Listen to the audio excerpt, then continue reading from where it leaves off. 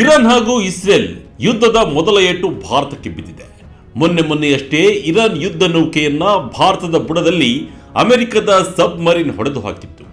ಇದು ಆತಂಕಕ್ಕೆ ಕಾರಣವಾಗಿತ್ತು. ಇದರ ಬೆನ್ನಲ್ಲೇ ಸಾಮಾನ್ಯ ಜನರಿಗೆ ಶನಿವಾರ ಬೆಳ್ಳಂಬೆಳಗ್ಗೆಯೇ ಬಿಗ್ ಶಾಕ್ ಎದುರಾಗಿದೆ. LPG ಗ್ಯಾಸ್ ಬೆಲೆಯಲ್ಲಿ ಭಾರಿ ಏರಿಕೆಯಾಗಿದೆ. ಕೇವಲ ಮನೆಗೆ ಬಳಸುವ ಸಿಲಿಂಡರ್ ಅಷ್ಟೇ ಅಲ್ಲ, ಹೋಟೆಲ್ ಮತ್ತು ರೆಸ್ಟೋರೆಂಟ್ಗಳಲ್ಲಿ ಬಳಸುವ ಕಮರ್ಷಿಯಲ್ ಸಿಲಿಂಡರ್ ಬೆಲೆಯಲ್ಲೂ ಸಿಕ್ಕಾಪಟ್ಟೆ ಏರಿಕೆಯಾಗಿದೆ. ಈ ಮೂಲಕ ಪಶ್ಚಿಮ ಏಷ್ಯಾದಲ್ಲಿ ನಡೆಯುತ್ತಿರುವ ಯುದ್ಧದ ಪರಿಣಾಮ ಈಗ ನೇರವಾಗಿ ಭಾರತದ ಅಡುಗೆ ಮನೆಗೆ ಬಂದು ಬಿಟ್ಟಿದೆ. ಯುದ್ಧ ಶುರುವಾಗಿ ಕೇವಲ ಒಂದು ವಾರ ಆಗಿಲ್ಲ, ಈಗಲೇ LPG ಗ್ಯಾಸ್ ಬೆಲೆ ಏರಿಕೆಯಾಗಿದೆ. ಯುದ್ಧ ಕಂಟಿನ್ಯೂ ಆದರೆ ಮುಂದೇನು ಗತಿ ಅಂತ ಜನರಿಗೆ ಭಯ ಶುರುವಾಗಿದೆ. ಹಾಗಾದರೆ ಗ್ಯಾಸ್ ಬೆಲೆ ಯಾಕೆ ಜಾಸ್ತಿ ಆಯಿತು? ಮುಂದಿನ ದಿನಗಳಲ್ಲಿ ಭಾರತಕ್ಕೆ ಪೆಟ್ರೋಲ್, ಡೀಸೆಲ್ ಅಥವಾ ಗ್ಯಾಸ್ ಕೊರತೆ ಉಂಟಾಗುತ್ತಾ? ಪೆಟ್ರೋಲ್ ಬಂಕ್ಗಳಲ್ಲಿ ನೋ ಸ್ಟಾಕ್ ಬೋರ್ಡ್ ಬೀಳುತ್ತಾ?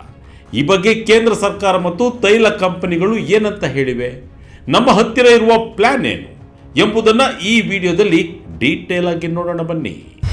ಭಾರತಕ್ಕೆ ಮಧ್ಯಪ್ರಾಚ್ಯ ಯುದ್ಧದ ಫಸ್ಟ್ ಏಟು. LPG ಸಿಲಿಂಡರ್ ಬೆಲೆ ಭಾರಿ ಏರಿಕೆ. ಹೌದು, ಮಾರ್ಚ್ 7ರಿಂದಲೇ ಜಾರಿಗೆ ಬರುವಂತೆ ದೇಶದಾದ್ಯಂತ LPG ಸಿಲಿಂಡರ್ ಬೆಲೆಯನ್ನ ಏರಿಕೆ ಮಾಡಲಾಗಿದೆ. ಮೂಲಗಳ ಪ್ರಕಾರ ನಾವು ಮನೆಯಲ್ಲಿ ಅಡುಗೆಗೆ ಬಳಸುವ 14.2 kg ತೂಕದ ಗ್ಯಾಸ್ ಸಿಲಿಂಡರ್ ಬೆಲೆಯಲ್ಲಿ ಬರೋಬ್ಬರಿ 60 ರೂಪಾಯಿ ಹೆಚ್ಚಳವಾಗಿದೆ. ಇದು ಸಾಮಾನ್ಯ ಜನರ ಜೇಬಿಗೆ ಬಿದ್ದಿರುವ ದೊಡ್ಡ ಕತ್ತರಿಯೇ ಅಂತಾನೆ ಹೇಳಬಹುದು. ಇನ್ನು ಹೋಟೆಲ್ಗಳು, ರೆಸ್ಟೋರೆಂಟ್ಗಳು ಮತ್ತು ಸಣ್ಣ ಪುಟ್ಟ ಉದ್ಯಮಗಳು ಬಳಸುವ 19 kgಯ ವಾಣಿಜ್ಯ ಸಿಲಿಂಡರ್ ಅಂದರೆ ಕಮರ್ಷಿಯಲ್ ಸಿಲಿಂಡರ್ ಬೆಲೆಯಲ್ಲೂ ಕೂಡ ಏರಿಕೆಯಾಗಿದೆ. ಕಮರ್ಷಿಯಲ್ ಸಿಲಿಂಡರ್ ಬೆಲೆ ಬರೋಬ್ಬರಿ 115 ರೂಪಾಯಿಯನ್ನು ಹೆಚ್ಚಿಸಲಾಗಿದೆ. ಆದರೆ ಸಮಾಧಾನ ಏನಪ್ಪಾ ಅಂದರೆ, ಉಜ್ವಲ ಯೋಜನೆಯ ಫಲಾನುಭವಿಗಳಿಗೆ ಈ ಬೆಲೆ ಏರಿಕೆಯ ಬಿಸಿ ಸ್ವಲ್ಪ ಕಡಿಮೆ ತಟ್ಟಲಿದೆ. 2016ರಲ್ಲಿ ಜಾರಿಗೆ ತಂದ ಈ ಯೋಜನೆಯಡಿ ಸುಮಾರು 10 ಕೋಟಿ ಬಡವರು ಫ್ರೀ ಗ್ಯಾಸ್ ಕನೆಕ್ಷನ್ ಪಡ್ಕೊಂಡಿದ್ದಾರೆ. ಇವರಿಗೆ ವರ್ಷಕ್ಕೆ 12 ಸಿಲಿಂಡರ್ಗಳವರೆಗೆ ಪ್ರತಿ ಸಿಲಿಂಡರ್ಗೆ 300 ರೂಪಾಯಿ ಸಬ್ಸಿಡಿ ಸಿಗುತ್ತೆ. ಅದು ಹಾಗೆ ಮುಂದುವರಿಯುತ್ತಂತ ಸರ್ಕಾರ ಹೇಳಿದೆ. ಆದರೆ ಅವರು ಕೊಡ್ತಿದ್ದ ದುಡ್ಡಲ್ಲಿ 60 ರೂಪಾಯಿ ಜಾಸ್ತಿ ಕೊಡಲೇಬೇಕು. ಸಬ್ಸಿಡಿ ಕೂಡ ಅಷ್ಟೇ ಇದೆ.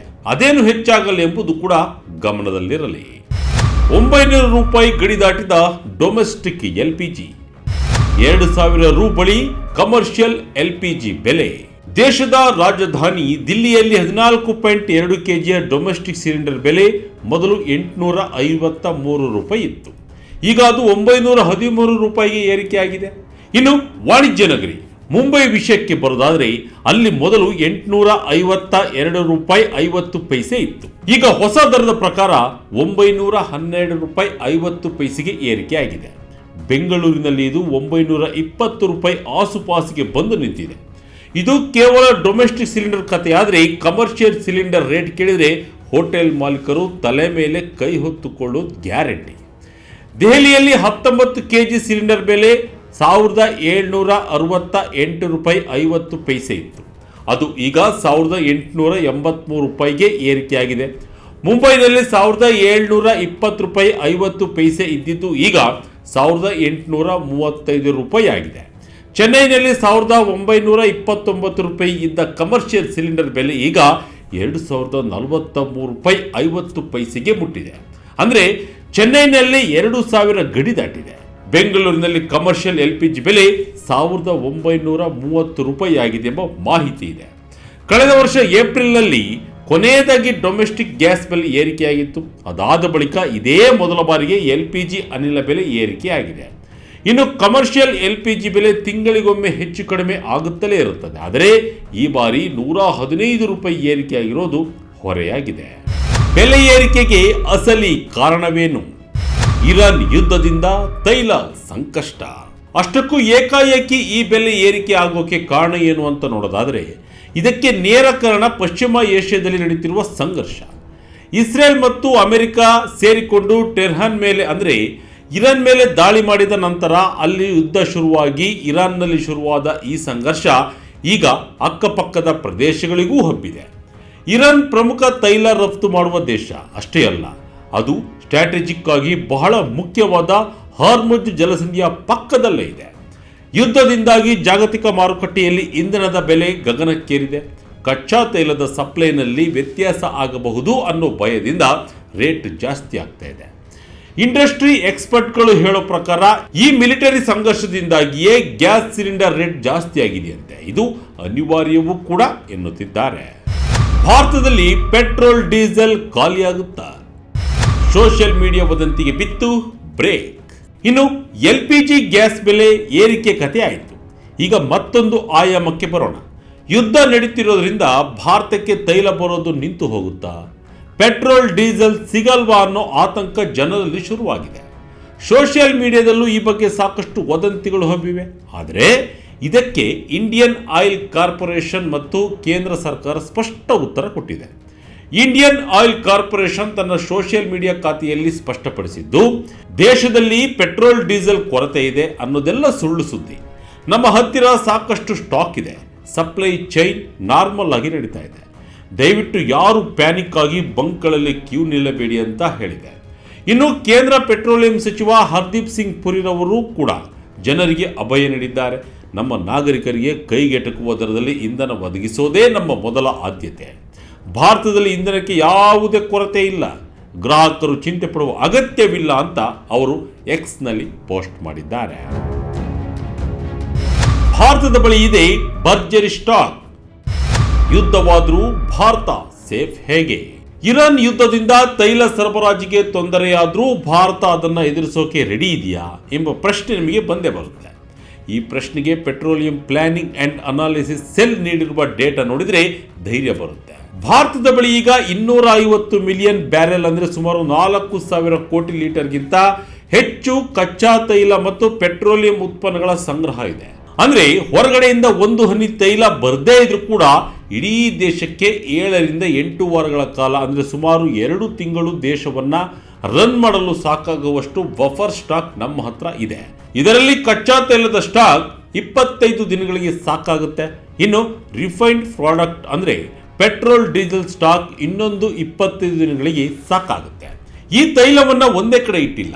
ಮಂಗಳೂರು, ಪಾದೂರು ಮತ್ತು ವಿಶಾಖಪಟ್ಟಣಂನಲ್ಲಿರುವ ಭೂಗತ ಸುರಂಗಗಳಲ್ಲಿ, ಅಂಡರ್ಗ್ರೌಂಡ್ ಕ್ಯಾವರ್ನ್ಗಳಲ್ಲಿ, ದೊಡ್ಡ ದೊಡ್ಡ ಟ್ಯಾಂಕ್ಗಳಲ್ಲಿ ಮತ್ತು ಪೈಪ್ಲೈನ್ಗಳಲ್ಲಿ ಇದನ್ನ ಶೇಖರಿಸಿ ಇಡಲಾಗಿದೆ. ಸಮುದ್ರದಲ್ಲಿ ಬರ್ತಿರೋ ಹಡಗುಗಳಲ್ಲೂ ಸ್ಟಾಕ್ ಇದೆ. ಹಾರ್ಮುಜ್ ಬಂದಾದ್ರೂ ನೋ ಟೆನ್ಷನ್. ರಷ್ಯಾ, ಅಮೆರಿಕದಿಂದ ಹರಿದು ಬರ್ತಿದೆ ತೈಲ. ಎಲ್ಲರಿಗೂ ಇರೋ ಭಯ ಅಂದ್ರೆ ಹಾರ್ಮುಜ್ ಜಲಸಂಧಿ ಬಂದ್ ಆಗಿದೆ, ಮುಂದೇನು ಕತೆ ಅನ್ನೋದು. ಆದರೆ ಭಾರತ ಸರ್ಕಾರ ಇದಕ್ಕೆ ಮುಂಚೆಯೇ ಪ್ಲಾನ್ ಮಾಡಿದೆ. ಭಾರತ ಆಮದು ಮಾಡಿಕೊಳ್ಳುವ ಒಟ್ಟು ತೈಲದಲ್ಲಿ ಕೇವಲ 40% ಮಾತ್ರ ಈ ಹಾರ್ಮುಜ್ ಮಾರ್ಗದಲ್ಲಿ ಬರುತ್ತೆ. ಉಳಿದ 60% ಬೇರೆ ಬೇರೆ ಮಾರ್ಗಗಳಿಂದ ಬರ್ತಾ ಇದೆ. ಹಾಗಾಗಿ ಆ ಮಾರ್ಗ ಬಂದಾದ್ರೂ ನಮಗೆ ಮೇಜರ್ ಎಫೆಕ್ಟ್ ಆಗಲ್ಲ. ಇನ್ನೊಂದು ಮುಖ್ಯ ವಿಷಯ ಅಂದರೆ ಇಂಧನ ಹಾಗೂ ತೈಲಕ್ಕೆ ಭಾರತ ಈಗ ಒಂದೇ ದೇಶದ ಮೇಲೆ ಡಿಪೆಂಡ್ ಆಗಿಲ್ಲ. ಕಳೆದ ಕೆಲವು ವರ್ಷಗಳಲ್ಲಿ ಭಾರತ ಸುಮಾರು 40 ದೇಶಗಳಿಂದ ತೈಲವನ್ನು ತರಿಸಿಕೊಳ್ತಾ ಇದೆ. 2022ರಲ್ಲಿ ರಷ್ಯಾದಿಂದ ನಾವು ತರಿಸಿಕೊಳ್ತಿದ್ದ ತೈಲದ ಪ್ರಮಾಣ ಕೇವಲ 0.2ರಷ್ಟಿತ್ತು. ಆದರೆ ಈಗ ಫೆಬ್ರವರಿ ತಿಂಗಳ ಲೆಕ್ಕ ನೋಡಿದರೆ ಭಾರತ ತರಿಸಿಕೊಳ್ಳುತ್ತಿರುವ ಒಟ್ಟು ತೈಲದಲ್ಲಿ 20% ರಷ್ಯಾದಿಂದಲೇ ಬರ್ತಾ ಇದೆ. ದಿನಕ್ಕೆ ಸುಮಾರು 1.04 ಮಿಲಿಯನ್ ಬ್ಯಾರೆಲ್ ತೈಲ ರಷ್ಯಾದಿಂದ ಬರ್ತಾ ಇದೆ. ಅಮೆರಿಕ ಕೂಡ ಭಾರತಕ್ಕೆ ರಷ್ಯಾದಿಂದ ತೈಲ ಖರೀದಿ ಮಾಡೋಕೆ 30 ದಿನಗಳ ಕಾಲ ವಿನಾಯಿತಿ ನೀಡಿದೆ. ಅಮೆರಿಕದ ಖಜಾನೆ ಕಾರ್ಯದರ್ಶಿ ಸ್ಕಾಟ್ ಬೆಸೆಂಟ್ ರವರು ಭಾರತವನ್ನ ಮುಖ್ಯ ಮಿತ್ರ ರಾಷ್ಟ್ರ ಅಂತ ಕರೆದಿದ್ದಾರೆ. ರಷ್ಯಾ ಕೂಡ ನಿಮಗೆ ಎಷ್ಟು ಬೇಕು ತೈಲವನ್ನ ಕೊಡ್ತೀವಿ ಅಂತ ಹೇಳಿದೆ. ವೆನಿಜುವೆಲಾ ಆಪ್ಷನ್ ಕೂಡ ಭಾರತದ ಬಳಿ ಇದೆ. ಅಮೆರಿಕದಿಂದ ಬರುತ್ತಿದೆ LPG ಅನಿಲ. ಆಸ್ಟ್ರೇಲಿಯಾ, ಕೆನಡಾದಿಂದಲೂ ಗ್ಯಾಸ್ ಆಫರ್. ಇನ್ನು LPG ವಿಷಯಕ್ಕೆ ಬರೋದಾದ್ರೆ ಜನವರಿ ತಿಂಗಳಿನಿಂದಲೇ ಅಮೆರಿಕದಿಂದ ಭಾರತಕ್ಕೆ LPG ಬರೋಕೆ ಶುರುವಾಗಿದೆ. ಭಾರತದ ತೈಲ ಕಂಪನಿಗಳು ಅಮೆರಿಕದ ಗಲ್ಫ್ ಕೋಸ್ಟ್ನಿಂದ 2.2 ಮಿಲಿಯನ್ ಟನ್ LPG ತರಿಸಿಕೊಳ್ಳಲು ಒಪ್ಪಂದ ಮಾಡಿಕೊಂಡಿವೆ. ಹಾಗಾಗಿ ಅಡುಗೆ ಅನಿಲಕ್ಕೂ ಕೊರತೆ ಬರೋದಿಲ್ಲ ಅಂತ ಅಧಿಕಾರಿಗಳು ಹೇಳ್ತಿದ್ದಾರೆ. ಇದರ ಜೊತೆಗೆ ಆಸ್ಟ್ರೇಲಿಯಾ ಮತ್ತು ಕೆನಡಾ ದೇಶಗಳು ಕೂಡ ಭಾರತಕ್ಕೆ ಗ್ಯಾಸ್ ಸಪ್ಲೈ ಮಾಡಲು ಮುಂದೆ ಬಂದಿವೆ. ಸರ್ಕಾರ ಕೂಡ LPG ರಿಫೈನರಿಗಳಿಗೆ ಉತ್ಪಾದನೆ ಜಾಸ್ತಿ ಮಾಡಲು ಸೂಚನೆ ನೀಡಿದೆ. ಸಚಿವರು ಮತ್ತು ಅಧಿಕಾರಿಗಳು ಪರಿಸ್ಥಿತಿಯನ್ನ ಮಾನಿಟರ್ ಮಾಡ್ತಿದ್ದಾರೆ. ಮುಂದಿನ ದಿನಗಳಲ್ಲಿ ಅಂತಾರಾಷ್ಟ್ರೀಯ ಮಾರುಕಟ್ಟೆಯಲ್ಲಿ ಬೆಲೆ ಇಳಿದರೆ ಇಲ್ಲೂ ಕೂಡ ಬೆಲೆ ಕಡಿಮೆ ಆಗಬಹುದು ಎನ್ನಲಾಗ್ತಿದೆ. ಒಟ್ಟಿನಲ್ಲಿ ಮಧ್ಯಪ್ರಾಚ್ಯ ಕದನದ ಪರಿಣಾಮ ನಿಧಾನವಾಗಿ ಭಾರತದ ಮೇಲೆ ಆಗಲು ಶುರು ಮಾಡಿದೆ. ಈಗಾಗಲೇ ನಮ್ಮ ನೆರೆಯ ರಾಷ್ಟ್ರ ಪಾಕಿಸ್ತಾನ ತತ್ತರಿಸಿ ಹೋಗಿದ್ದು ಅಲ್ಲಿ ಲೀಟರ್ ಪೆಟ್ರೋಲ್ ಬೆಲೆ 55 ರೂಪಾಯಿಗೆ ಏರಿಕೆಯಾಗಿದೆ. ಭಾರತದಲ್ಲಿ ಸದ್ಯ ಆ ಪರಿಸ್ಥಿತಿ ಇಲ್ಲ.